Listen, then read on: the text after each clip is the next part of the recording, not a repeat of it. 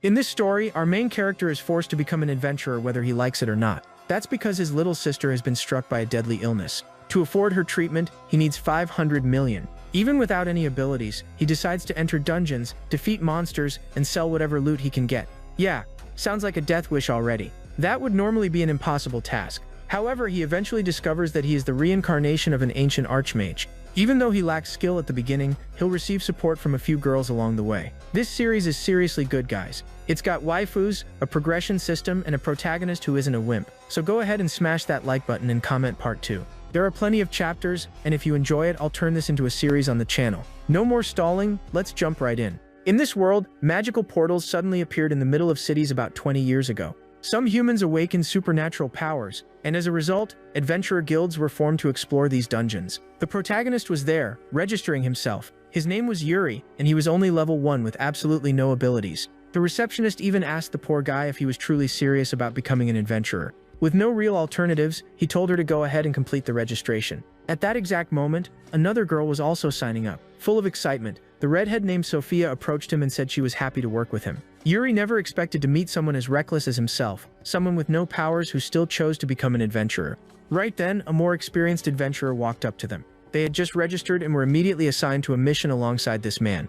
The receptionist explained that this guy was named Fukumoto. She also mentioned that adventurers are ranked from F all the way up to S, which is the highest tier. This man was intermediate level, ranked E. Because of that, the girl got really excited, thinking they'd be safe with him around. She even asked Yuri if he had any abilities and why he decided to become an adventurer. Feeling a bit embarrassed, our protagonist admitted he had no powers at all, and only became an adventurer because he desperately needed money. And not just a little bit of money. The truth is, defeating monsters in dungeons brings in a lot of cash due to item drops and magical stones. These stones are extremely valuable, starting at a price of 10,000. The redhead assumed he just wanted to get rich, but Yuri had a much deeper reason behind it. Later on, he returns home and is greeted by his sister. They were orphans, and his younger sister was 15 years old. In reality, Yuri and Katara's parents had disappeared, and ever since then he's been the one covering all their expenses. Yeah, they went out for cigarettes and never came back. Classic. They were poor, but they still managed to live happily together. One day, he came home and found the house completely dark. Yuri was startled when he saw his little sister Katara collapsed on the floor. After rushing to the hospital, the doctor explained that Katara had awakened an ability, but it caused something called incompatible ability syndrome. It was an extremely rare disease, and this was the first recorded case in Japan. In the United States, they had already begun testing a treatment for this condition, and the doctor revealed that it would cost around 500 million. At that point, he completely lost hope, since gathering that kind of money was nearly impossible. Sometime later, he meets Sophia again. That girl was full of energy, completely hyped for the mission. She even looked strong at first glance, but Yuri remained gloomy, worried about his little sister. They headed to the guild location where the portals were opened. When they arrived, they noticed the portal was already active. Other adventurers mentioned that 2 members were still missing to complete the group, and they immediately started looking down on Sophia and Yuri just because they were rank F. I mean, they were rank E, 1 tier higher, and already acting like elites. The protagonist noticed that Sophia was feeling down. It was common for slightly more experienced adventurers to belittle newcomers.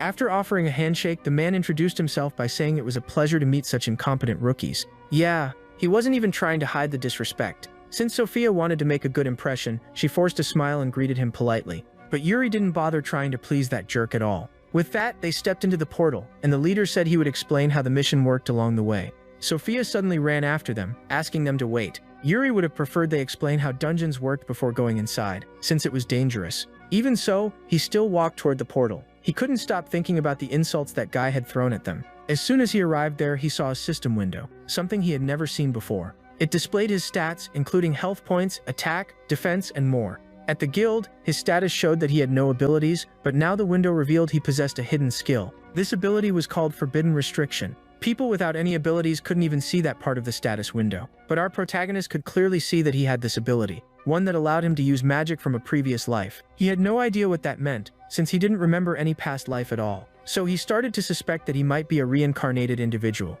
At that moment, fragments of memories began flooding his mind, and he saw himself fighting legendary monsters. He had been an archmage, alone, yet overwhelmingly powerful. In that life, he had never experienced happiness, and he didn't even know why he had been reborn thousands of years later. Everything he achieved back then didn't compare to the happiness he now felt because of his little sister Katara. That's exactly why he was taking on these risky jobs to gather 500 million. He was determined to push himself to the limit. Now that he had uncovered his past, he would become a powerful adventurer. Clenching his fists, he swore he would do whatever it took to pay for his sister's treatment. And with that resolve, he stepped through the portal. Yuri had just awakened his ability and partially regained memories of his past. He still didn't remember everything yet, guys, but at least fragments of his previous life had returned. Hundreds of years ago, inside a dungeon, adventurers were already engaged in battle against monsters. These adventurers were of intermediate level and even had a mage in their party. The leader bragged, telling the rookies to watch how a rank C adventurer fights. Sophia became excited, saying they were truly amazing. At that moment, she turned to Yuri and asked if something was wrong,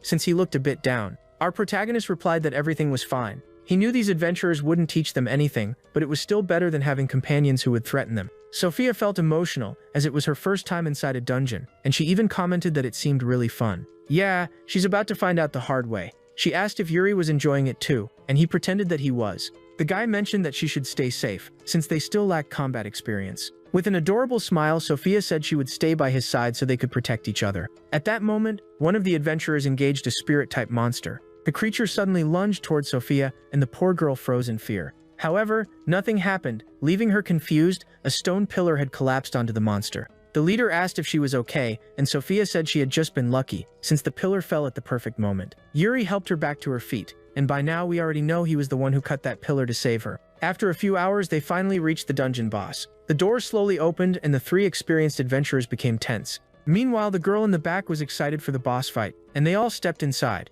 At that moment, a voice echoed, saying the first condition had been fulfilled, which was reaching the boss chamber without taking damage. They looked up, trying to figure out where the voice was coming from. The mysterious voice continued, stating that the second condition, bringing along 2 rookies, had also been met. And the third condition was to bring someone who had not yet awakened an ability. Just like that, all 3 conditions had been satisfied. Because of this, a massive monster suddenly appeared. Since they had completed all the requirements, a special-level minotaur emerged in the room. The creature let out a roar while gripping a massive blade. The entrance they came through was now sealed, leaving them with no way to escape. Yuri immediately realized their only exit had been cut off. Sophia began to panic, asking if those 3 veterans could really defeat the minotaur. But Yuri told her they couldn't rely on those 3. At that moment, that same jerk who had mocked them was struck by the monster. And just like that, he was sent flying. The leader tried to attack, but Yuri already knew it wouldn't work. The minotaur easily blocked the strike with its weapon. None of their attacks were effective, and the minotaur prepared to strike again. The leader realized he couldn't avenge his companion,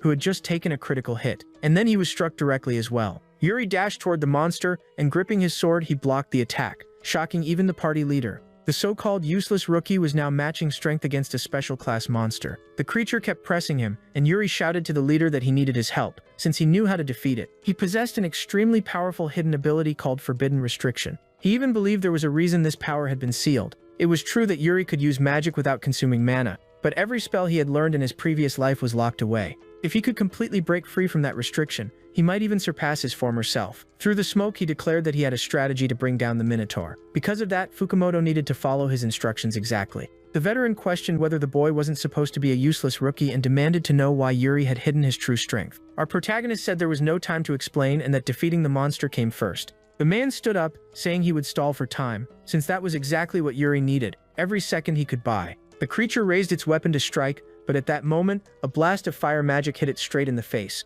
They turned around, and the mage angrily asked how that monster dared to kill Yamada. But the Minotaur was incredibly powerful and immediately stomped the ground, sending everyone flying. Yuri said he needed 3 minutes. In his past life, he had already fought this Minotaur, so he knew its weakness. The party leader replied that 3 minutes was a long time, but he would try. This Minotaur was on a completely different level compared to any other monster in that dungeon. Yuri approached Sophia, which startled her. She asked if he was alright. Deep down, he knew there was only one way to defeat that creature, and for that he told her he needed her help. The girl was shocked, saying she couldn't help at all because she was too weak. However, he immediately disagreed. Yuri placed a hand on her shoulder, telling her she was essential and even asked if it wasn't her dream to become a powerful adventurer. Shyly, she admitted that it was, but she didn't have any magic. Still, Yuri insisted that she was indeed powerful. He repeated it so many times that she slowly began to believe it. Motivated, she said she would give it her all. She then asked what exactly she needed to do. Our protagonist simply stood up, saying there was no time for explanations, and moved closer to her.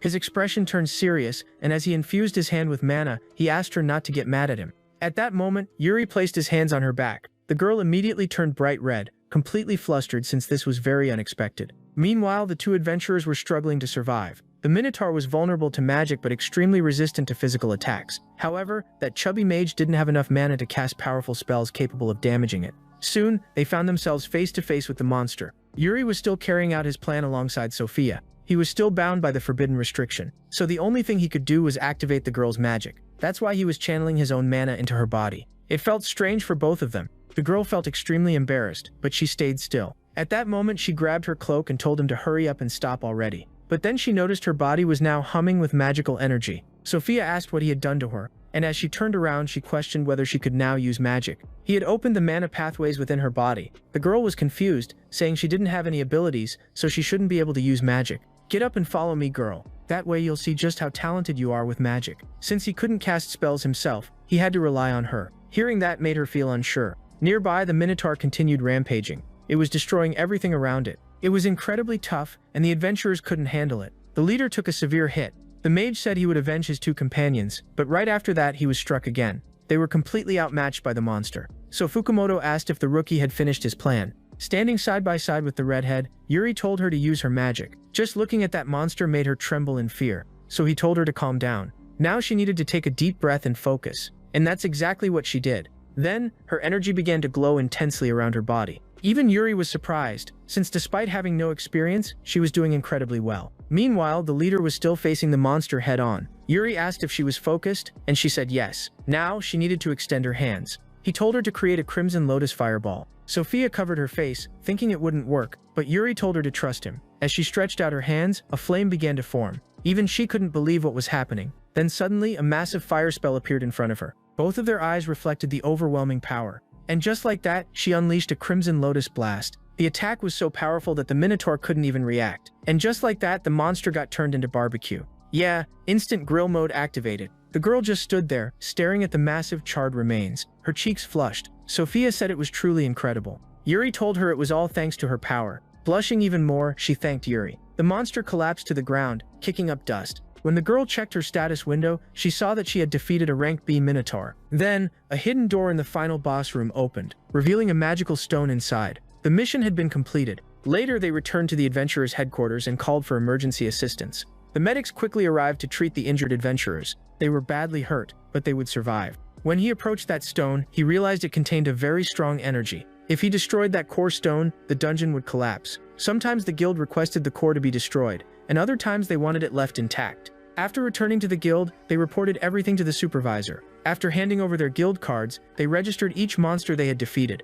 They did this to determine the most appropriate reward, as one of the guild staff explained. He stood up to return their cards, but the employee said he had a few questions about the Minotaur they defeated. The boy took his card. Meanwhile, the staff member wanted to know how they managed to defeat a dungeon boss that was far stronger than them. Yuri grew tense, wondering if Sophia would keep her promise. A few hours earlier inside the dungeon, he had asked Sophia to keep it a secret that he was the one who awakened her power. The girl asked, "Why are you saying that about her?" Yuri casually replied that it would just turn into a hassle. He explained that he would have to go into detail about the kind of power he possessed, and even mentioned it was better to keep his abilities hidden since all he really wanted was to earn money. She said she would support him, letting out a small laugh as she expressed her gratitude. Blushing deeply, the girl then asked him to take her in as his disciple. He definitely didn't see that coming and ended up refusing to help her. That response completely crushed her. Still, she tried to play it off with a light chuckle, saying everything was fine. He refused her mainly because of how she reacted. When he told her she was strong, the girl became shy and a bit suspicious. In simple terms, Sophia wasn't really suited to be an adventurer. And yeah, the reason was pretty obvious. She was just too kind. Back in the present, they informed the guild staff that Sophia was the one who delivered the final blow. They claimed they had no abilities and only managed to defeat the monster because the Minotaur was already weakened. The employee asked if that was truly what happened. They had waited for Fukumoto's team to wear the Minotaur down before stepping in to finish it off. The girl explained that she had only been watching the fight and struck at the very end when the Minotaur was about to fall. They were clearly lying, just to make sure no one discovered that the protagonist had awakened to power. The staff member believed their story, since the record showed she landed the final hit, and even thanked both of them for their bravery in entering the dungeon and facing such a powerful monster. With that, he handed over their reward. The protagonist took the check, feeling grateful and assuming it would be around 20,000. But when he opened the envelope, he saw it was 250,000. Meanwhile, the girl looked shocked, saying she didn't deserve to receive that much. That's because her reward totaled 3 million. Clearly embarrassed, she said it wasn't fair, but the guild employee explained that whoever lands the final hit on the boss receives 75% of the total reward, while the remaining 25% is split among the others. She felt really guilty, knowing she only managed to use that power thanks to the protagonist, but she still expressed her thanks. Guess camping for the last hit really pays off, our hero thought. The staff member then added that this was because they weren't part of any clan. If they belonged to a clan and entered the dungeon together, the total reward would be evenly distributed. He even mentioned that he hoped to see both of them taking on more missions from now on. Yuri said he was incompetent due to his weakness but promised he would give it his all. Later, as he was heading home, he realized just how much money he had earned, and that 250,000 was more than he made in an entire month of side jobs. Meanwhile, Sophia had received 3 million. A few hours earlier she had approached him saying that amount was unfair, since she had barely done anything. After all, he was the one who gave her that power. She even offered to give him the entire amount, but Yuri insisted she deserved it, explaining that the Crimson Lotus Fireball was a power that already existed within her. He even joked that if she didn't want the money, he'd just burn the check. Low-key, he actually liked her. He only said she lacked talent as an adventurer to keep her safe. When he got home, he thought about the number he had given her, realizing they had exchanged contact information. Even so, he still felt down, knowing he still needed a huge amount of money to save his little sister. As he sat on the couch, he couldn't believe he had earned 250,000 just from defeating a single Minotaur. Being an adventurer was seriously profitable. He grabbed his phone and saw a photo Katara had sent, saying she was eating pudding. She sounded so happy in her messages, saying she managed to stand up and even ate 3 whole puddings. He started crying, realizing her condition had been so bad that simply getting out of bed felt like a huge victory to her. He needed to gather money as fast as possible to save her. If he took too long, it might already be too late. Filled with determination and releasing his mana, he told himself he would do everything he could to save his little sister. He opened his status window and began checking his skill points. He had reached level 10 and unlocked a new ability called Summoning the Manager Fairy. So he activated it, and a burst of smoke suddenly filled the area. From within it, his manager fairy appeared. He wondered what kind of fairy this was, and at that moment, she made a noise before opening her eyes to look at him. The tiny fairy suddenly caused an explosive reaction, throwing him into complete chaos. She even got angry, demanding to know what he had been doing for the past 20 years without training to become stronger. Our protagonist, completely confused, said he didn't understand anything and asked her to wait before scolding him. He then asked, "Who exactly are you?" She responded that she was the fairy responsible for managing the Forbidden Restriction skill, and that she had only one purpose. Curious, he asked what that purpose was. Spreading her wings, she declared that her role was to make him stronger and help him regain all the power he once had in his previous life. That was her sole mission, leaving him completely shocked. She even said she was disappointed that he had been reborn into this body, and spent 20 years without training, remaining weak. She started calling him an idiot and kept scolding him for a while. Yuri then asked if he had created her in his past life, since he couldn't remember anything. At that moment, she realized his memories hadn't fully returned. He admitted that was true, saying he only remembered a few monsters he had defeated in the past. When he tried to recall the fairy, he said he truly couldn't remember her. The girl stared at Yuri and asked if he could at least use any spells. He said no, adding that he couldn't even remember the moment of his own death. She turned completely serious, almost as if there were things she didn't want to disclose. It felt like he had been setting something up back in his previous life, and the fact that he was reborn into this body many years later made it seem like it had all been part of his own plan. The fairy even told him there was no need to dwell on the frustration of not remembering anything. At that moment, he realized she was hiding the truth, probably because he was meant to uncover it on his own. He glanced at her and thought she looked pretty suspicious, especially since she clearly wasn't willing to explain anything. So he asked the fairy what exactly she planned to do to make him stronger. She replied that by upgrading the restriction, he would rapidly gain much more power. Naturally, he questioned what she meant by upgrading, and she explained that it worked very differently from randomly acquiring abilities. With that, she raised her small hand and began casting a spell. Soon after, she summoned a brand new interface. She explained that this new system was called Additional Item Exchange. The guy immediately realized just how broken that ability sounded. Yeah, this is already looking like pay to win. In simple terms, he could retrieve any item he had obtained in the past. However, those items were limited by storage capacity. He asked if that included his item boxes, and she confirmed that it did, meaning he could reclaim all the legendary weapons he once possessed. That left Yuri completely stunned, unable to believe how powerful this ability could be. But then the girl mentioned there was a cost involved. It functioned like a kind of trade condition. He instantly assumed there had to be a major downside. She even warned that she wouldn't let him use it if he kept complaining like that. He quickly apologized, saying he wouldn't complain anymore. At that point, he interacted with the system and saw all the items available to him. They were incredibly powerful, legendary tier weapons. He decided to check whether a specific item he already knew about was there. And sure enough, he found the omnipotent elixir, capable of instantly curing any illness in existence.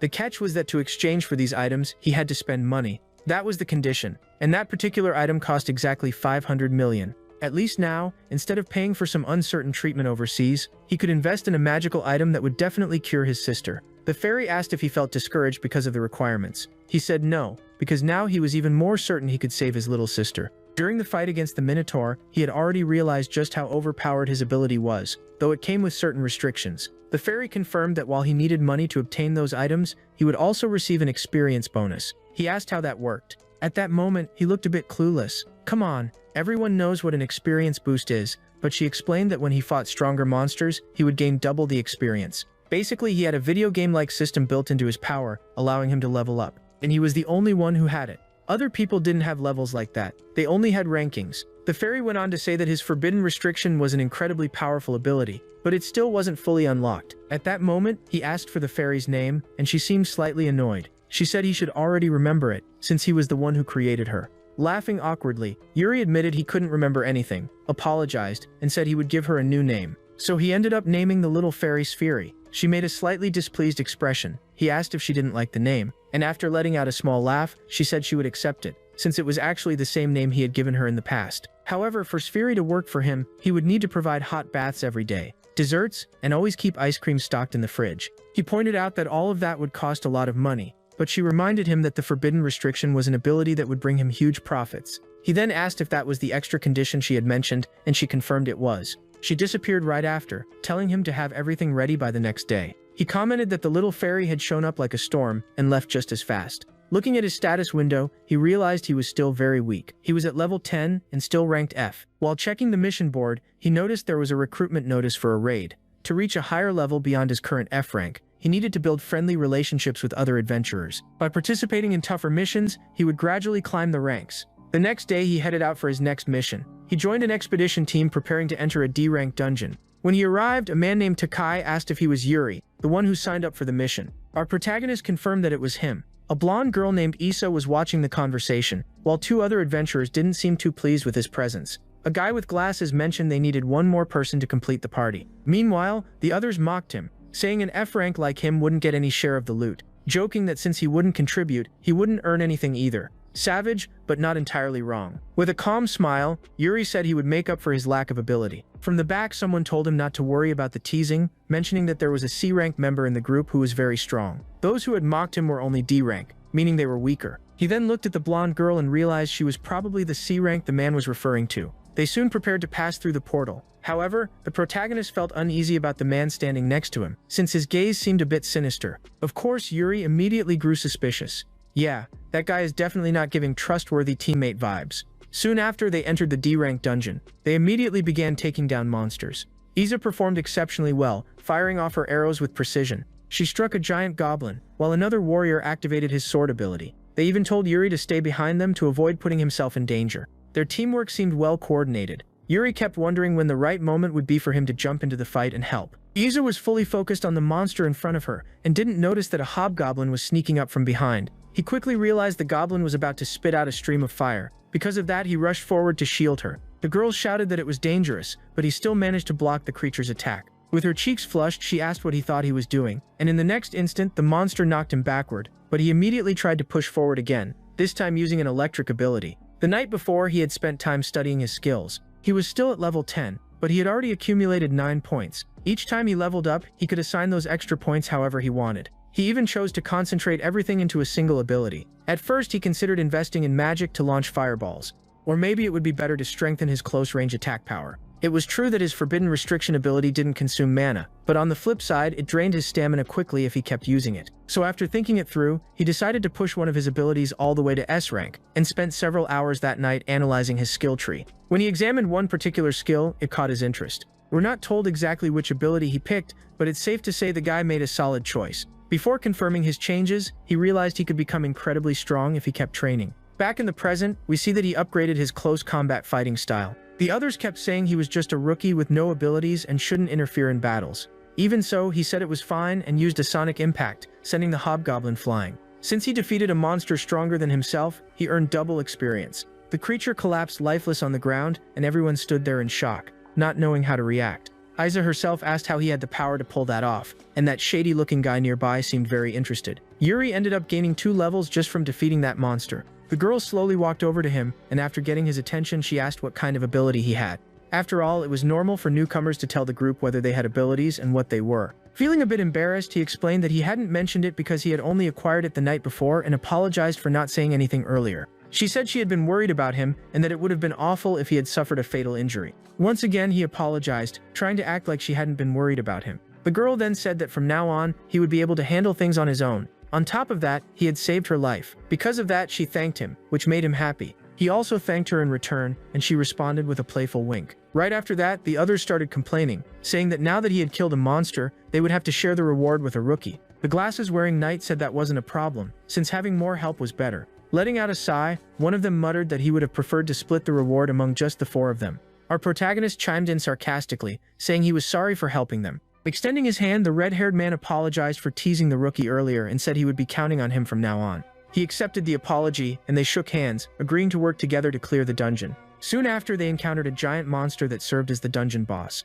After defeating it, Yuri managed to reach level 17. Honestly, the dungeon had started to feel a bit too easy. The glasses-wearing knight even said it was only easy because of Yuri's help, even though he was a newcomer. Our hero laughed it off, saying that wasn't true since he barely contributed to defeating the monsters. Since they had cleared the dungeon, the red-haired man suggested they head back to the guild. However, he was suddenly struck from behind. A crimson dagger pierced straight through his chest, leaving the others completely stunned. That same guy who had been giving off bad vibes earlier was the one who attacked him, and when he pulled the blade out, the red-haired man collapsed to the ground. That man was named Asura, and the knight demanded to know what he was doing, but as he turned around, he calmly said he was eliminating other adventurers. The knight with glasses was furious, since the red-haired man had been his best friend, so he immediately charged at the killer. Ozawa casually told his former teammate not to make such a scary face. The knight, still enraged, declared that he would avenge his best friend.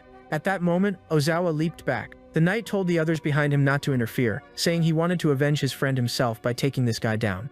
Iza pointed out that it would be much easier if they all fought together, but Yuri told her not to rush in. He said they should let the knight settle things and avenge his friend. He understood it was illogical to fight alone and risk his life, but it was something that man wanted to do. Iza called it foolish, but agreed to respect his decision. The knight thanked them for giving him the chance to avenge his friend and began releasing all of his power. They were still inside the dungeon. The knight seemed quite strong, but Yuri couldn't be certain, however, that assassin's weapon felt unusual. It seemed like the weapon itself was growing stronger. Then he remembered it. It was a dagger called the Crimson Blade, a weapon that increased in power every time its wielder killed someone. Ozawa started laughing, saying none of the 3 of them stood a chance against him. Yeah, bro really thinks he's the final boss already. Enraged, the knight rushed toward him. Ozawa blocked the attack with his dagger, and the 2 began exchanging rapid blows. The knight found it strange, since he had no idea Ozawa was this strong, and even wondered if he had been hiding his true ability the whole time, noting that he didn't seem like a mere C rank. In that instant, Ozawa suddenly appeared behind the knight, and the killer mocked him, saying he was about to add another victim to his count. In that moment, he manages to strike the knight's shoulder. The guy with glasses immediately feels a sharp pain shooting through his arm. Ozawa mocks him, asking if he was not the same one bragging about taking him down. At that instant, the knight pulls out a potion and stares at the liquid inside it. That sight brings back a memory of the day he received it as a birthday gift. It had been his best friend who gave it to him. Even though it was expensive, it was his way of repaying everything the knight had done for him. Back then, they promised they would always remain comrades on the battlefield. Returning to the present, the knight decides to drink the potion. Ozawa questions whether this is really the time to worry about staying alive, considering he is about to die. Then suddenly, the potion slips from his hand and hits the ground, triggering a massive explosion. Ozawa gets blasted backward by the impact. That potion did not just heal, it also granted a temporary surge of power. Now defeating the knight would not be so easy anymore. The knight charges forward, executing a silent strike. However, Ozawa proves to be incredibly fast as well. He moves like a demon unleashed. With swift motions, he swings his blades relentlessly, and the knight fails to block every attack. At one point, his eye even gets slashed. That crimson blade was insanely powerful. The assassin keeps boasting, and just like that, the knight's glasses shatter into pieces. Iza refuses to stand by and watch, preparing her rapid shot. Her arrow flies straight toward Ozawa, and just as it is about to hit, he notices it. Yeah, bro's reflexes are not normal. In an instant, he changes direction and rushes toward the blonde girl. She is left wondering how he dodged and closed the distance so quickly. Grabbing her, he tells her to stay out of this, and since she interfered, he will take her down. He prepares to deliver the finishing blow, but Yuri steps in, extending his blade and stopping the attack cold. At this point, she is falling even harder for him, no question. Man is unintentionally building a harem mid-battle. Ozawa demands to know how a rookie dares to interfere in his fight. Right then, the protagonist releases his mana and asks if he wants to be crushed. The knight agrees, telling Yuri to defeat Ozawa in his place. After grinding for so long, the protagonist declares that he will take over from here. The assassin gets irritated, claiming that this rookie is way too full of himself. At that moment, Yuri simply raises his hand and unleashes sonic impact on the bastard, stating he will not be intimidated by someone so weak. Ozawa is caught off guard, not expecting the rookie to have such a move hidden. Meanwhile, Yuri knows that the Crimson Dagger is extremely dangerous, so this is no time to hold back. Ozawa insists he will not lose to a nobody and charges at Yuri at full speed. The protagonist understands he cannot afford any mistakes, so he blocks the Crimson Dagger with his sword. Ozawa even jokes that the rookie has sharp perception, but that alone is not enough. You talk big, but you cannot even use that dagger properly. That clearly hits a nerve. How dare someone claim he cannot handle his own weapon? He then reveals that the Crimson Dagger truly grows stronger every time he kills someone. He leaps backward, creating distance between himself and Yuri. Aiza warns Yuri to be careful, pointing out how fast their enemy is. Ozawa starts circling him, declaring he will slice him into pieces. Yuri, however, dismisses his speed as nothing impressive. He pinpoints the exact spot where Ozawa is moving, and stops him with his blade. Aiza cannot understand how such a low-level rookie is this strong. Even Ozawa is baffled that an F rank is keeping up with him. Just sensing Yuri's aura fills him with overwhelming fear. It feels like he is facing someone with monstrous levels of mana. Yuri steps closer, stating that Ozawa is nothing more than a background character, and prepares to take his head. Aiza watches the fight with tension written all over her face. Suddenly, Ozawa jumps back and starts laughing. Next, he rushes toward the blonde again and tells Aiza to behave like a good girl. But Yuri had already predicted that move and reacts faster, slashing the assassin across the back. Ozawa collapses to the ground, completely defeated. He struggles to stand, insisting that it is not over yet. But then he notices something is wrong. He can no longer use his blade. Confused, he asks Yuri what he did to him. The protagonist had struck Ozawa's mana channel directly. Because of that, he can no longer use mana to enhance his strength or speed. In simple terms, from now on, he cannot use any magic or skills. Without mana, that Crimson Blade is basically worthless now. He never imagined that a rookie like Yuri would defeat him. He starts laughing like a madman, saying he will share some information with Yuri. Ozawa offers the blade to Yuri as a bonus for defeating him and even suggests that Yuri should kill him with it to make the weapon stronger. Aiza calls him insane, while the guy keeps rambling like a lunatic, urging Yuri to kill him. According to him, Yuri will understand how satisfying it is to eliminate others. Oh, so that is why you have been killing people inside the dungeons? He admits it without hesitation, saying that killing others is what made him stronger. Yuri says he feels sorry for Ozawa, which catches him off guard. He pities him because Ozawa is a failure. He could not grow stronger in an honest way. That is why he resorted to killing others. In other words, Ozawa was desperate for power, and Yuri understood that desperation can drive people to act irrationally. Ozawa gets angry, saying Yuri has no right to judge him like that. And when he asks to be killed, Yuri refuses, stating that he will not end his life. Furious, Ozawa demands to know the reason behind all of this. Yuri calmly responds that this bastard must answer for every sin he has committed and spend eternity locked away. To him, simply dying would not be a fitting punishment. Suddenly, Ozawa spits out a small sphere, which bursts and turns into a smoke bomb. Taking advantage of the confusion, he grabs his own dagger, declaring he will put an end to all this nonsense. He then tries to stab himself, and Aiza lets out a shocked scream. But the protagonist reacts instantly, striking the back of his neck and knocking him unconscious. I told you death is not enough for you. With that, the man collapses, and they tie him up. Aiza approaches Yuri and tells him that the two of them are nothing alike, just as he had claimed earlier. She adds that it makes no sense for him to pity Ozawa, since Yuri is clearly kind-hearted and refused to commit something evil. The protagonist asks if the blonde was worried about him, and blushing, she admits that she was, since he had saved her multiple times. Even though he looks intimidating, he is actually gentle and kind. He pats her on the head and apologizes for seeming scary. Flustered, she thanks him for saving her. Later on, they call the authorities to take Ozawa into custody. The knight, overcome with emotion, thanks Yuri for saving his life. On top of that, Suzuki, his red-haired friend, managed to survive. However, he will be left with some lasting injuries. Fortunately, the fight did not drag on, and they were able to call emergency services quickly enough to save him. He might never return to dungeon exploration as an adventurer, but at least he will stay alive. The protagonist walks over to a vending machine and grabs a canned drink. He apologizes, saying that only coffee was left since the soda was sold out. She replies that she does drink coffee and tells him not to treat her like a child. After taking a sip, she finds the taste awful, while he quietly laughs to himself, knowing younger people usually hate coffee. Yeah, first sip betrayal hits hard. Then he mentions that he is curious about what she wanted to ask him. She says she wants to know the secret behind his strength. He claims there is no secret and asks why someone so young is working as an adventurer. She taps the coffee can and argues that she is not that young, since she is already in high school. Oh, so you are younger than my sister Katara, she asks. Who is Katara? He explains that she is his little sister, and the blonde finds that interesting, saying he really gives off big brother vibes.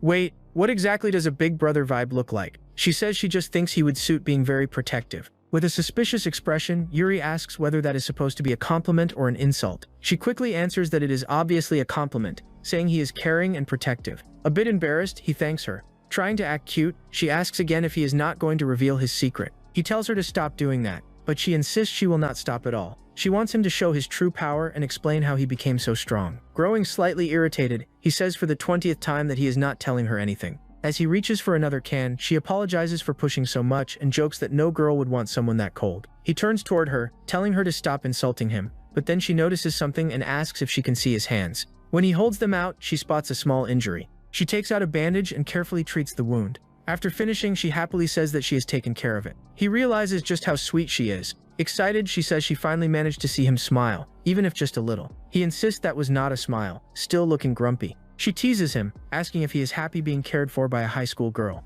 With a bored expression, he says yes and thanks her. Then she asks for his phone number. Yeah, she is definitely into him. He agrees to give it and tells her she can contact him anytime. Giggling, she says she will invite him to raid another dungeon, and he replies that he will only help if he has time. That answer leaves her pouting, and he lets out another laugh. She complains, slightly annoyed, asking if he did not just say she could call him whenever she wanted. Later, they say their goodbyes, and Issa mentions she would love to meet his younger sister. He waves as he leaves, thinking that Katara would be really happy to meet Issa. After taking a shower at home, he notices a message on his phone. It is Katara, sending a photo and saying the nurse got mad because she spent almost the entire day playing video games. He promises himself that he will cure her as soon as possible. He sends a message back saying he met a high school girl who could become a great friend for her. At that moment, the fairy Sphere suddenly appears. She is furious, complaining that he did not prepare a warm bath for her, did not buy snacks, and did not even stock the fridge with ice cream. He only had 3 tasks for the day, and he failed every single one. He immediately starts apologizing,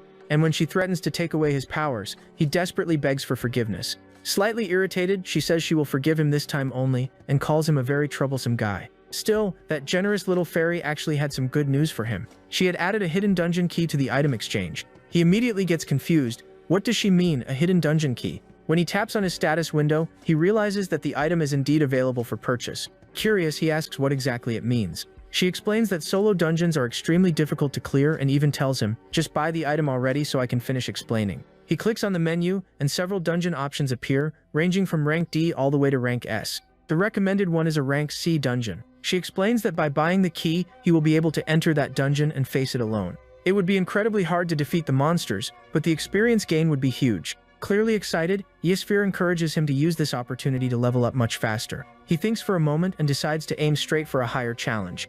Yahello starts teasing him, saying he will not be able to handle it and should try an easier dungeon instead. After all, these solo dungeons grant much more experience, but they are also far more dangerous since he has to fight alone. He pauses, weighing the situation. High risk, high reward. Classic gamer dilemma. Yahello keeps provoking him, asking if he is getting cold feet. So he declares that he will not hold back and will go for a rank B dungeon instead. She gets a bit shocked, saying he is being way too greedy, but he insists that he needs to buy that key. The key itself is very expensive. If he only chooses a rank C dungeon, the profit would not be that great. She continues pushing him, saying he will only grow stronger if he manages to defeat monsters in solo dungeons. After she keeps getting on his nerves, he finally buys the key, allowing him to enter a solo dungeon. A door suddenly appears right inside his room, and Yahello asks if he is really going to enter it already, sounding slightly concerned. He says yes, since he does not want to waste a single moment. Joking around, she says he is getting pretty confident. With determination, Yuri says he needs to grow stronger to save his sister. Now that was the archmage she knew. He would only become stronger thanks to her. A bit worried, she asks him to promise that he will come back safely, and he laughs, saying he will. Alright, now that you promised, you can go. She also tells him to bring back some ice cream when he finishes. Laughing, he agrees, then grabs the handle and steps through the portal. Instantly, he is transported into the rank B dungeon. Meanwhile, his little sister was not doing well at all. She was coughing up blood and felt extremely weak. She tries to stand up to wash her hands, but due to her condition, she collapses onto the floor. The nurses rush into the room and find Katara lying there surrounded by blood. They immediately call for a doctor as fast as possible. If her illness keeps progressing, she will only have a few days left to live. Even so, the only thing she can think about is her older brother. Meanwhile, Yuri is already inside the dungeon. This forest looks completely different from anything he has seen before. Looking upward, he spots a very unusual fruit. It is called the Lorna fruit. It is an extremely rare type of fruit, and there is not just one, there are many of them. The Lorna fruit is commonly used in alchemy. He snaps his fingers, planning to gather all of them since they would grant a lot of experience. Using Sonic Impact, he knocks all the fruits down to the ground. Right after that, he attempts to fly and catch some birds. While exploring the area, he notices a small creature moving nearby. With a grin, he says today must be his lucky day. He immediately starts chasing after it. That creature is known as a turbo rat. At that moment, Ysfir suddenly appears there and asks him about Atenia. Wait a second, fairy, how did you show up inside this dungeon? She explains that when it comes to hidden dungeons, she can appear freely. This is possible because she is the manager of the forbidden restriction system he created. He thanks her but says she could have at least warned him beforehand. She continues talking about Atenia, a carnivorous plant that lives in this forest. These plants attempt to devour any living being, including the turbo rat. He decides to follow the turbo rat, assuming it is heading straight into the plant's trap. As he chases it, a form of dark magic begins pursuing them. He realizes that monsters are hunting both him and the turbo rat. Ysfir points ahead, saying that is where Atenia lives, and he says he is heading there. The turbo rat runs out of energy and can no longer escape using its bursts, so Yuri reaches out, planning to catch it. At that moment, he falls straight into Atenia's trap. The fairy shouts for him to be careful, and the monster ends up devouring everything. He gets trapped inside along with the fairy, but he levels up. That is because he uses explosive magic to destroy the monster from within. Without much trouble, he escapes from inside it. He has already reached level 32, and the little fairy gets excited, saying her master is truly strong. However, it seems he will not get a moment of peace, as the ground is filled with monsters. The fairy suggests retreating to rethink their strategy, but Yuri says that is unnecessary. Meanwhile, a monster is approaching from behind him. With a confident look, Yuri declares that he will wipe out every creature in this dungeon and prepares to unleash Dynamic Explosion. That strike was insanely powerful, and right after that he cast the Crimson Lotus Fireball, the very same spell he once had Sophia use. Within just a few minutes, he wiped out every monster and gained 20 additional levels. The fairy pouts, saying he is way stronger than she initially thought, and he casually states that those monsters were nothing to him. The girl is left completely stunned. Then she lets out a sigh, admitting she expected nothing less from her master. He chuckles, thinking to himself that Ysfir is honestly way too noisy. He keeps an eye on his level through the status window. She even reminds him to make sure he collects all the items dropped by the monsters. He uses the interface to gather everything scattered across the ground. Among the loot, there were even some rare items. He admits there is really nothing to complain about. This place is basically a jackpot. The fairy starts advising him on which items he should sell first. One of those items was worth $1 million, and he is completely shocked. If he actually sold everything, he would soon have enough money to buy that potion capable of curing any illness. Full of excitement, he declares that he will clear this dungeon and immediately move on to the next one. But the fairy stays beside him, warning her master not to get too overconfident.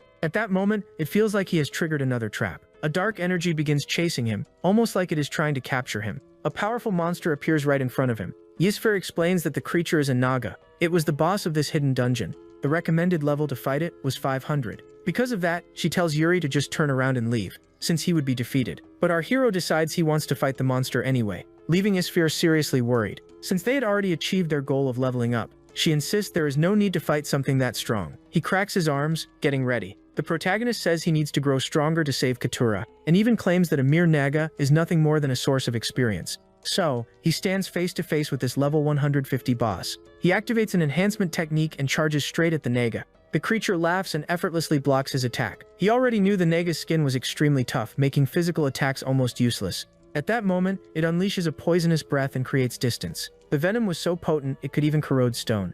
And the fairy is just there, completely panicking. Understandable, honestly. With a serious expression, Yuri tells himself he must avoid every single poisonous attack. The nagas seem to be adapting to his fighting style. The boy admits it had been a long time since he felt this nervous. Opening a portal, he prepares to draw out a weapon. He checks the system window to determine the most effective option, and ends up choosing a cleaver. The fairy realizes he has fully mastered the forbidden restriction system. Now that he was facing the naga head-on, he needed to land a decisive strike. He moves in to attack and manages to hit it directly. However, the naga's skin was so durable that it caused no damage at all. He is shocked, because even Yuri did not expect this monster to be that strong. The fairy warns him that the naga is coming, and when it strikes, he gets thrown far away. His weapon is damaged, and he starts cursing the monster. It seems like none of his weapons are effective against it. In other words, it was all or nothing now. Either he dies, or he kills it. No respawns here. So, he charges straight at the massive creature. The monster tries to devour him, but he shoves his hand into its mouth and uses sonic impact. A massive explosion erupts, and taking advantage of the opening, he casts the Crimson Lotus Fireball. But that magic does not seem to work on Nagas. At that moment, he realizes the creature is simply absorbing the mana from his spells. Since the forbidden restriction system does not require mana for his abilities, he starts unleashing spell after spell, overloading the Naga. The fairy warns that this will not work, since he will run out of stamina first. He keeps firing countless fireballs, even coughing up blood because of the physical strain. It is true that it does not consume mana, but his body begins to break down from the inside. His organs were struggling to handle the stress caused by the constant spellcasting. Even so, he continues launching fire magic while the Naga absorbs everything, until it suddenly begins to crumble into dust. His plan actually worked. Not bad at all. Eosphere tells him that if he keeps going a little longer, he will defeat it, and he prepares one final spell. The attack was so powerful that it finally killed the creature. But at the same time, Yuri was completely drained. To finish it, he uses the Great Lotus Blast and obliterates the Naga entirely. One of the dropped items was a sword called the Naga's Poison Blade. It was an incredibly powerful weapon, but he was utterly exhausted and collapsed to the ground. The fairy approaches, saying he did well, and he replies that his entire body is in pain. She laughs and says that serves him right. But now he can relax, because she will teleport him back to the human world. The guy passes out right there, and so, she activates the teleportation spell. However, she ended up messing everything up. She entered the wrong coordinates, so he did not end up returning straight home. The guy was just standing in the middle of the street when someone started approaching, forcing her to disappear. And guess who turned the corner? Yup, it was Sophia, the redhead who clearly had a thing for him. She looked surprised, cheeks slightly flushed, asking what Yuri was doing there.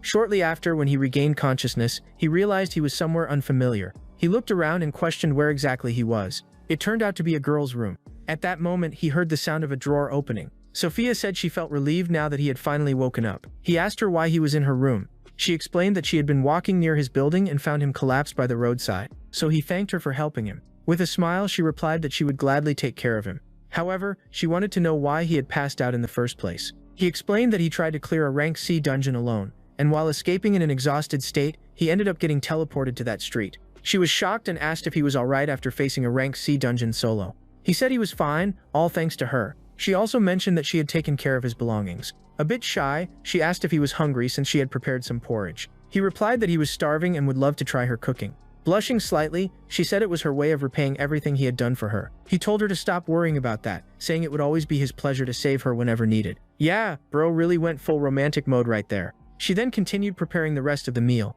He smiled, thinking to himself that she was incredibly kind. At that moment, he noticed a piece of her clothing sticking out of the drawer. He told himself he should not be looking over there, but when she returned, she caught him staring at her drawer and immediately ran out, slamming the door shut. Completely flustered, she asked if he had seen her underwear, and he tried to play it off, saying no. However, she clearly knew he had seen it. And yeah, the guy eventually admits he might have taken a tiny peek. Overwhelmed with embarrassment, she covered her face, saying it was too humiliating. He told her not to worry about it. After all, it was her fault for leaving the room messy. Savage, honestly. But none of that really mattered now. The porridge was ready for him to eat. She even said she hoped he would like it. He tried to act tough, but deep down he thought she was adorable. Then he thanked her for the meal, and after tasting it, his cheeks flushed as he admitted it was delicious. According to her, the secret ingredient was a bit of grated ginger. He kept enjoying the food, praising her as a great cook. He even mentioned how well she cooks and asked if it was because she lives away from her parents. That must be why she learned to cook at a young age. With a more serious expression, she revealed that her parents had died about 7 years ago, killed by monsters.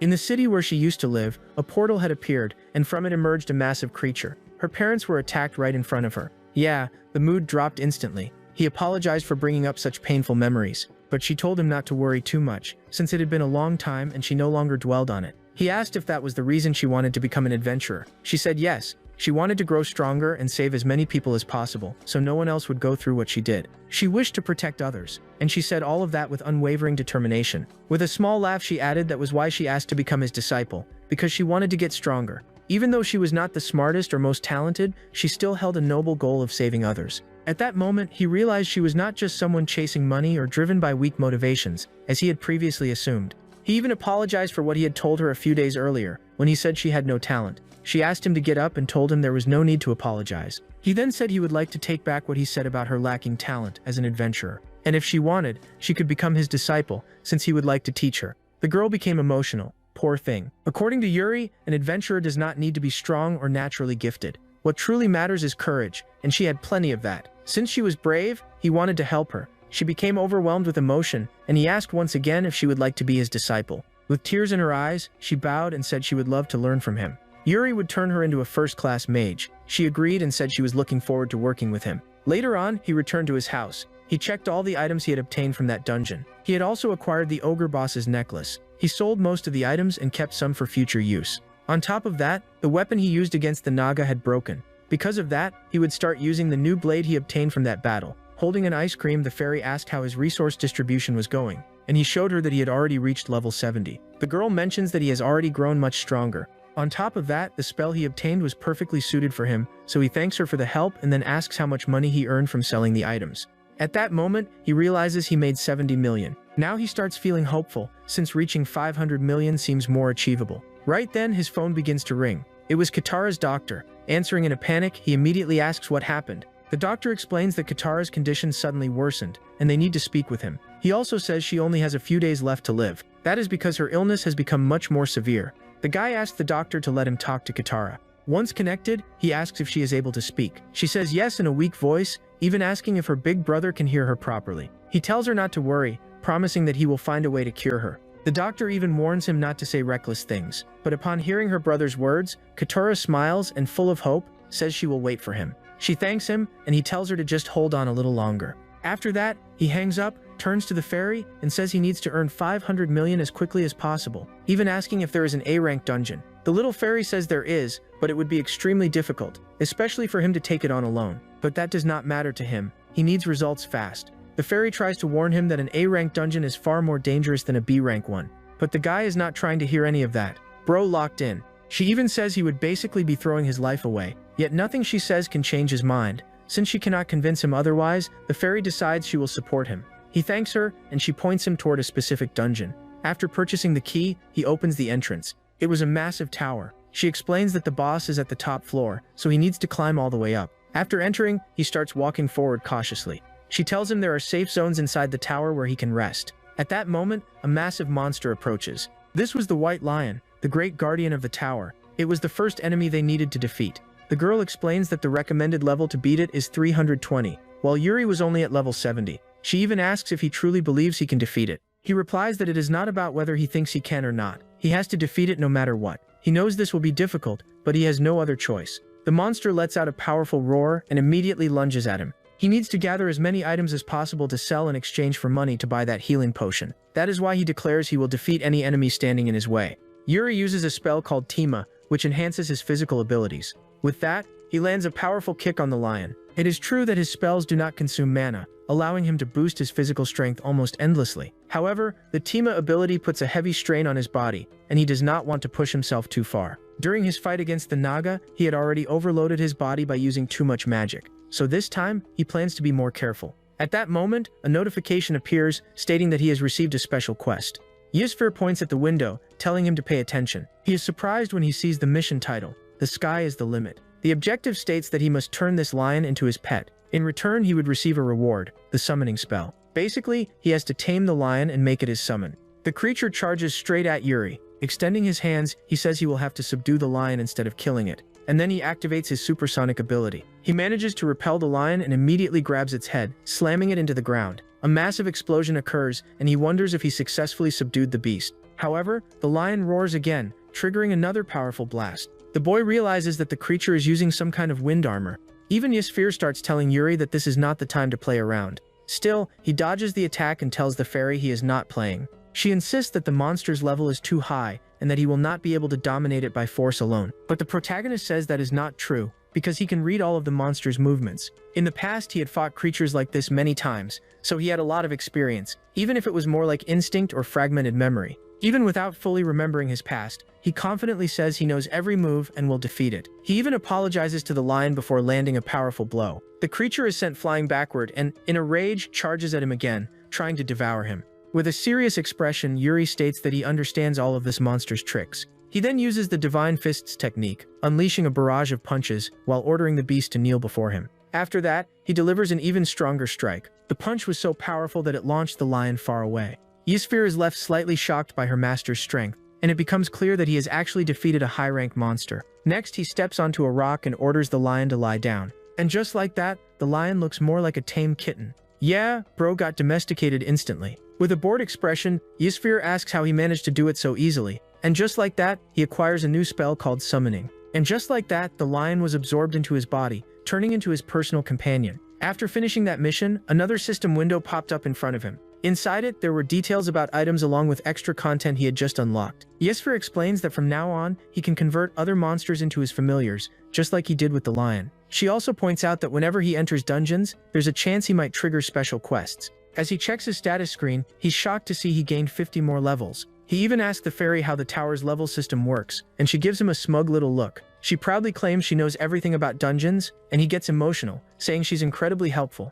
But then she makes a disgusted face, telling him not to flatter her, and says she'll only share information if he asks properly. So the guy immediately starts begging the adorable, angel-like lady to explain how the tower functions. She tells him the place is filled with a swarm of rank B undead creatures. These monsters were seriously dangerous, so strong they made enemies from other dungeons look like toys. But our boy, not even slightly intimidated. Respect. She asks why he's acting so confident, and he replies that, honestly, this is perfect since he'll gain a ton of experience. With that, he steps through the first door. Ysfir wonders if he truly believes he can defeat all those undead. While walking forward, he simply tells her to trust him. After passing through the initial gate, he finds himself standing before the massive tower. Ysfir suddenly remembers something, and says she forgot to mention an important detail. In truth, he won't be able to leave the tower until he defeats the main boss. She even asks if he's afraid of dying, considering this tower's level is way above his own. He admits that yes, he is afraid to die, but he's even more terrified of failing to save his little sister. The fairy teases him, calling him a total siscon. Basically, that's slang for an overly protective big brother. As they enter deeper into the tower, the door shuts behind them, sealing him inside. When he looks back, he notices sealing marks carved into the doors. Yeah, no turning back now. Ysfir warns him that the undead are already heading straight toward them. At that moment, he releases his aura and activates his summoning ability. The great white lion appears, and he orders it to charge directly at the undead. Like a lightning bolt, the lion rushes forward, devouring every monster in its path. Yuri gets hyped, since this lion is insanely powerful. However, it quickly becomes clear that the zombies seem endless, just keep spawning like a bad game mode. So he commands the lion to dash right into the middle of them. The beast stops at the very center of the room. With a serious expression, he orders the white lion to petrify itself. Instantly, it turns into a crystal-like statue. When the monsters try to bite it, a massive explosion erupts. Ysfir asks how he even knew about that ability. Holding his sword, Yuri replies that he somehow just knew. Right after that, he channels the power of the demonic sword he got from the Naga, and infuses it with sacred energy, producing a blinding light. Spheri is stunned, saying her master is incredibly clever, since now he's dealing holy magic damage to dark creatures.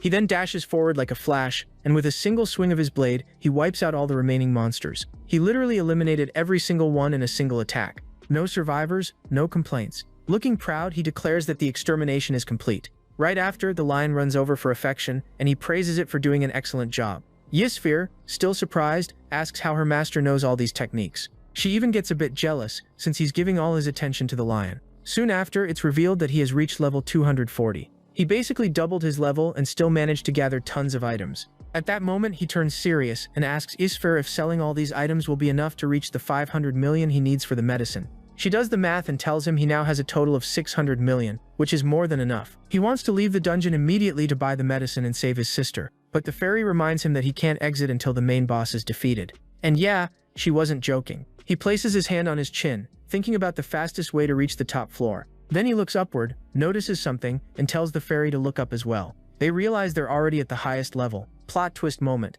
The fairy says she doesn't understand what he means, so he explains that it's just a normal ceiling, which means there's nowhere higher to go. She asks if he's implying that the dungeon's main boss is actually underground, and then remembers that this hidden rank A dungeon contains a Reaper. Yuri agrees, saying the monster is probably below them and that the Reaper must be hiding there. Since he already gathered enough money to save his sister and needs to act fast, he says he'll break through the floor to reach the boss. The girl immediately says that won't work. That's because the Reaper is the supreme ruler of the undead, and the recommended level to face it is 550. In other words, he would need roughly double his current level to stand a chance. She even warns that if he tries to fight it at his current level of 240, he'll definitely be wiped out. But with a steady gaze, he tells her to just trust him. The creature wielded a ghost-like form of magic, so he opens his skill tree and starts searching for a spell effective against that kind of enemy. Since he had gained a huge amount of level points, he reallocates all his abilities to prepare for defeating this boss. After finishing the redistribution, he tells Ysfir that he's ready. Right after that, he begins gathering energy to smash through the ground. And then, a massive explosion erupts. He manages to break through and descend to the lower level. This guy literally shattered every floor beneath him, and when he finally lands down there, he casually says it was nice finding such a shortcut. Bro skipped the whole dungeon like it was optional DLC. The fairy asks if he's not going to defeat the monsters on the lower floors, and he simply replies that he'll just beat the boss and leave. And sure enough, sitting on a throne, the undead Reaper was waiting for him. That terrifying creature raises its hand, sending a wave of skeletons rushing toward Yuri. He notices the swarm of skeletons closing in, so he activates a perception blocking technique. This ability makes his body take on a ghostly state, causing the skeletons to ignore his presence. He basically mimics a skill similar to the Reaper's, blending in among the spirits. But this monster could still recognize that trick. As it grips its scythe, the creature lunges toward him. The monster suddenly teleports and appears right beside him. Yeah, personal space? Never heard of it. In his past life, he had fought many Reapers, so deep within his subconscious he knew exactly how they moved. Using the technique known as the Eye of Wisdom, he immediately launches a counterattack. He had just unlocked this ability through the skill tree he recently upgraded. This magical Eye of Wisdom granted him an initial form, enhancing his capability to battle undead enemies. Since the Reaper lacked a physical body, he needed abilities like this to actually deal damage. Now with the Eye of Wisdom activated, he draws his blade. He only needed to land a single decisive strike to defeat the monster. But the creature keeps vanishing and reappearing behind him. At that moment, he narrowly dodges the Reaper's scythe. The enemy was incredibly fast, but with his enhanced vision, he could at least track the creature's mana. If he could pinpoint the exact moment, he'd be able to land a hit. The Reaper begins darting around him at high speed, and suddenly he senses its presence on his right side and unleashes his strongest attack. His blade connects with the creature's shoulder. He managed to land a hit, but it likely caused minimal damage. He realizes he'll need to land multiple strikes to defeat this enemy, not just one. So he prepares to attack again. But at the last second, the monster disappears and teleports behind him. In the past, he didn't have a weakness like emotional vulnerability. That's why he was able to defeat the Reaper so easily before. Now, however, he is trapped in an illusion, as the Reaper targets his greatest weakness. He sees his little sister suffering in the hospital, and within the illusion, she ends up dying, pushing him into complete despair. He finds himself lying down, calling out for Katara, while the Reaper moves in to strike him with its scythe. And just like that, he gets hit, taking a direct slash. That Reaper was playing dirty, no honor at all. The monster even sits back on its throne, as if victory is already guaranteed, wearing a disgusting grin. This illusion was causing Yuri intense emotional pain. In his past life, he had no emotional bonds with anyone. That's why the monster couldn't use illusions like this against him before. If he were to die inside this tower, his sister would also die, since she wouldn't get the medicine. At that moment, he recalls a memory of Katara calling out to him. She was saying how beautiful a certain song was, and while showing him the sheet music, the little girl says she would play it for him. She then sits at the piano and begins performing a lovely melody. Yuri, filled with pride, gently pats her head and tells her she's very talented. Meanwhile, in the hospital, the girl was taking her final breaths. Her condition had already become critical, and she begins to speak regretfully, saying she had a happy life with her brother. Crying heavily, she laments not being able to spend more time with him. Her body could no longer withstand the illness, but she didn't want to die. She breaks down in desperate tears. Yuri watches all of this unfold and realizes that this is no longer an illusion, it's reality.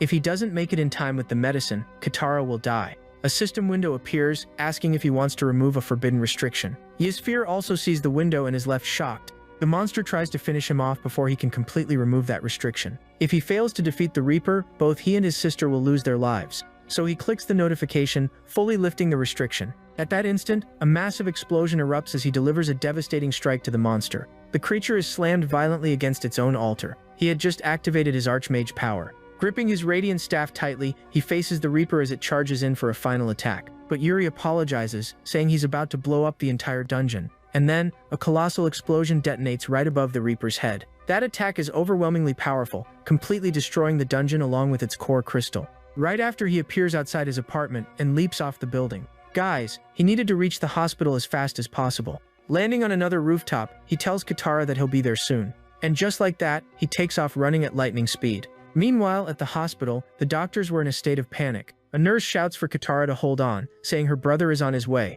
The girl keeps calling out for Yuri, afraid she won't get the chance to say goodbye. The doctor starts calling him, asking if he's already on his way. His phone keeps ringing, but at that moment, he's busy purchasing the elixir, spending the 500 million he worked so hard to gather. He confirms the purchase by pressing the notification, obtaining the item. The guy is running at full speed, no slowing down. If he doesn't make it in time, his sister will die. Meanwhile, at the hospital, it seems like the girl is about to take her final breath. She was extremely weak and could barely breathe. The nurse assumed she wouldn't even get the chance to say goodbye to her brother. The doctor kept lamenting the fact that they couldn't save the girl. At the very least, she would pass away peacefully. Right at that moment, Yuri suddenly pushed open the door to her room. The doctor told him she was already taking her final breaths and urged him to hurry if he wanted to say goodbye. However, in a calm voice, he stated that he had arrived just in time. The doctor asked what he meant by that, and then Yuri lifted his sister's small body, which made the doctor furious since he had removed the oxygen machine keeping her alive. They even started questioning what the boy thought he was doing. At that moment, he poured that sacred liquid into her mouth, and just like that, an intense light began to shine. Yuri realized that the medicine was actually working. At that exact moment, Katara opened her eyes. He asked his little sister if she was okay, and with a shocked expression, Katara called out to her big brother. He immediately broke into tears and tightly embraced his sister, holding her as if he'd never let go. If this doesn't deserve a like, I honestly don't know what does. You can go ahead and comment if this scene hit you right in the feels. Later on, he explained to the doctor exactly what he had done to heal her. The doctor thanked him and even mentioned that surprisingly, she didn't seem to have any after effects, adding that she would likely be discharged early the next morning. It was fascinating that something like this even existed in the world, a remedy found inside a dungeon capable of curing any illness. The doctor even admitted he had never heard of such an elixir, but if something like that really existed in dungeons, then it was incredible news. He also commented on how mysterious these dungeons truly were. The boy agreed, saying that was indeed the case. Early the next morning, he left the hospital together with Katara. The girl stretched her arms and said it felt amazing to breathe in the fresh air. He asked if she was feeling all right, and she replied that her body felt wonderful and that she wasn't in pain anymore. He told his sister he was going to call a taxi. However, she said she didn't want to go back by car and added that she would prefer to walk since she had been lying down for so long. But Yuri pointed out that their home was very far away and it would take a long time to get there. With a small laugh, she said that if she got tired, he could just carry her on his back. He said she was impossible but ended up agreeing to walk anyway. She hugged her big brother, and just like that, they started heading home together. On the way, he suggested they stop somewhere to eat and asked if she wanted to go to a restaurant. But instead, she simply said she wanted to eat his homemade curry. He told her she didn't need to hold back anymore since they weren't poor now. But she replied that wasn't the reason. In truth, she just wanted to eat the food he used to make. Of course, that made him happy, since it showed how much she cared. And because of that, they decided to stop by the market first to buy ingredients. She was overjoyed and even asked if she could get some pudding, and he told her she could have as many as she wanted. When they finally got home, she was full of excitement, practically celebrating. However, she heard a noise coming from the bathroom and immediately went to open the door, while our hero grew nervous, wondering what that strange light was. Still, he already knew Ysfir was inside and rushed to stop his sister from seeing the fairy, but it was already too late. Katara opened the door and saw the fairy relaxing in a bath. He couldn't help but regret it, since his sister had now discovered the fairy. Ysfir was fully enjoying the human world and even commented on how amazing these technologies were. A bit startled, Katara asked what exactly that fairy was,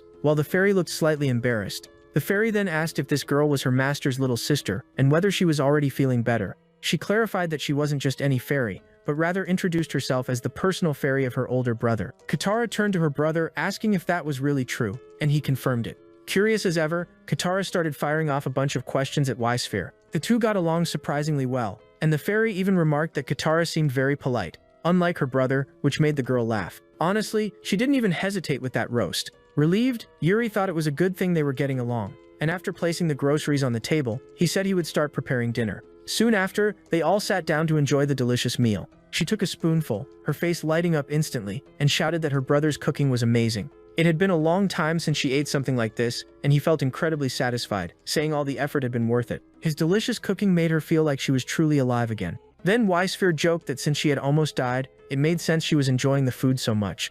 That joke was wild, not gonna lie. Katara burst into laughter. Yuri thought the joke was a bit too dark, but thankfully Katara found it funny. Meanwhile, an urgent news broadcast suddenly interrupted the program. The report announced an emergency message for all residents of Tokyo. A massive dungeon had appeared right in the center of the city, and it was ranked A. Because of that, they were recruiting every available clan to clear it. Katara was shocked upon hearing this. Recently, multiple dungeons had been appearing, and Yuri mentioned that it would probably take a while to clear this one due to its high rank. Suddenly, a window appeared in front of Yuri, informing him that he had received an urgent mission. He was caught off guard, especially when he saw that the mission had a difficulty rating of 6 stars. His objective was to clear the dungeon, with a time limit of 28 days. He started doubting it, even thinking it was strange for such a mission to appear, especially at the exact same time as that news broadcast. Spirit suggested that it was probably connected to the very dungeon being reported. The fairy also warned that if he failed to complete the mission, he would suffer multiple penalties. Katara, who couldn't see any of these status windows, kept asking her brother what he was doing.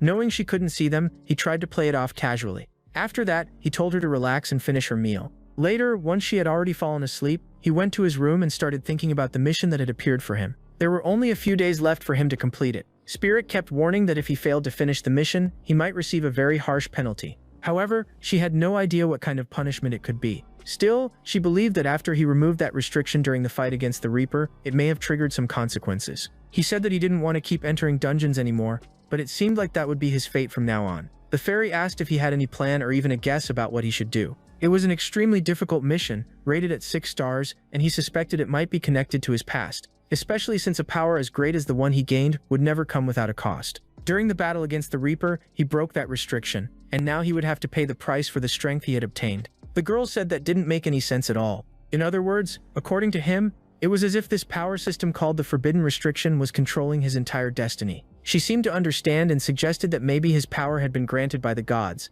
and now he would have to repay it by clearing dungeons. He agreed, saying that might actually be the case. She looked surprised, realizing that he would now have to constantly fight monsters. It was almost as if he had become enslaved in some way. He didn't want to spend his life battling monsters, but that was the price he had to pay for saving his sister. The next day, the girl got dressed and prepared to return to school after such a long time, saying goodbye to him before leaving. He said goodbye to his sister as well, wishing her a good day, and she happily headed off to school. At that moment, he thought that it would be worth spending the rest of his life fighting monsters, as long as his sister could grow up happy. The following day, he went to the Adventurers Guild. When he arrived, he told the receptionist that he wanted to take the exam to be promoted to rank A. They asked if he was serious about skipping from rank F straight to rank A, and he confirmed that he was. They went to the back and started whispering, saying that crazy people like him showed up from time to time. He could hear everything they were saying, but he didn't care. Since he had grown stronger by training alone in dungeons, no one knew about his achievements, and there was no way to tell how powerful he was just by looking at him.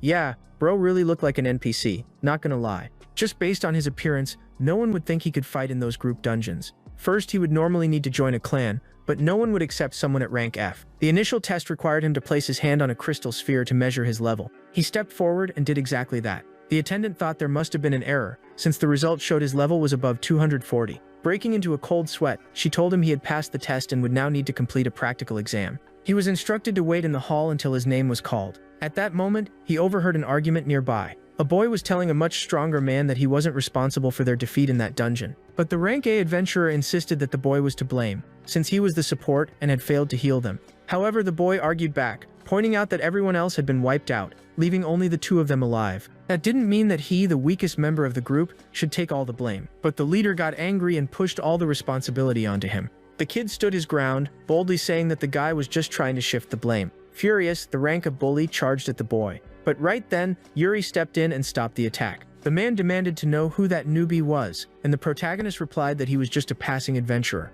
The man told him not to stick his nose where it didn't belong. But the protagonist responded that he couldn't just stand by and watch someone stronger take advantage of someone weaker. That man was called Rizak, a very powerful rank adventurer. At that moment, the loudspeakers called for Rizak, and he walked away saying he would settle things later with the newbie who had interfered. Yeah, bro really scheduled revenge like a meeting. The boy thanked Yuri and apologized for dragging him into the situation. The protagonist asked what had happened between them, and the boy said it was a long story. In short, he and Rizak belonged to the same clan, known as the Red Dragons. They had gone on a mission to defeat a very powerful monster in a dungeon, but all their teammates had been killed, leaving only the two of them alive. However, Rizak, who was the leader and the strongest member, started blaming the boy for everything. Yuri said that was truly terrible. Just then, the loudspeaker called Yuri's name for the practical exam. The boy grew nervous, saying that it would probably be Rizak fighting him, which would basically guarantee his defeat. Rizak was an extremely powerful and ruthless rank A adventurer. Because of that, he told Yuri it would be better to give up on taking the test today. But Yuri said he was actually very strong, even if his appearance didn't show it, though the boy didn't seem very convinced. Right after that, the protagonist headed toward the arena to take the test and see if he could rank up. When Rizak realized it was that same rookie, he burst out laughing and said he wouldn't let the newbie walk away unharmed, since he had stuck his nose where it didn't belong. But Yuri replied that he was actually glad to find out this guy would be his opponent, since he wouldn't need to hold back against someone as rough as him. Hearing that, the guy got irritated, and just like that, the practical exam began, with him immediately charging at our hero. He threw an incredibly powerful punch that ended up shattering parts of the arena. At that moment, Yuri understood he couldn't treat this fight lightly. He leaped back to dodge the attacks, while the man activated a gravity pill. Using gravitational force, he pulled the protagonist toward him and prepared a punch to finish him off. However, Yuri dodged at the very last second, placed his hand on the man's shoulder, and flipped behind him. He moved with impressive agility, clearly catching the brute off guard. The guy even laughed, saying the rookie had just gotten lucky by dodging. Yuri then asked if that ability he just used was gravity manipulation.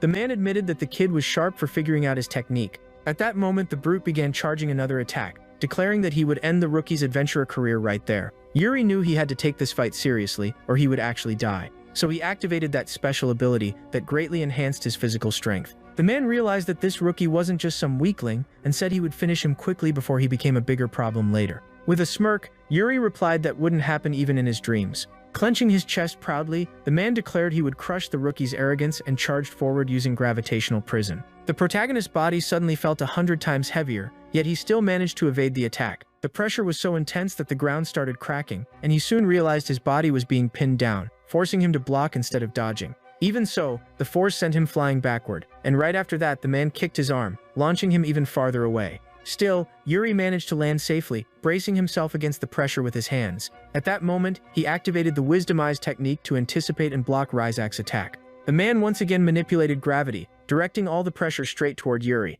However, Yuri stretched out his arm and stopped the attack. Ryzak was shocked, asking how the boy had interrupted his gravitational pull. But to truly eliminate him, he would need to use his strongest move. However, the loudspeaker suddenly announced that the practical exam had ended. The protagonist simply turned around. The man shouted that their fight wasn't over yet, but Yuri responded that the announcement had declared the match finished, so he was leaving, since he didn't care about continuing the fight. His goal was to become a rank A adventurer, and just like that, he walked away, while the man remained furious, wanting to continue the battle. He even swore that one day he would finish the fight they had started. He got so angry that he started smashing the arena with his fists. Outside the arena, Yuri received a card symbolizing his promotion to rank A. He thanked them, and the boy came running over, asking if everything had gone well. The protagonist said yes, confirming that he had passed the exam. The boy mentioned that it was rare for Ryzak to finish a fight without leaving his opponent badly injured. But when he looked at Yuri, he noticed that the boy didn't have a single scratch. With a laugh, the protagonist said that was simply because he was strong. The boy then warned him that Ryzak was known for being extremely stubborn.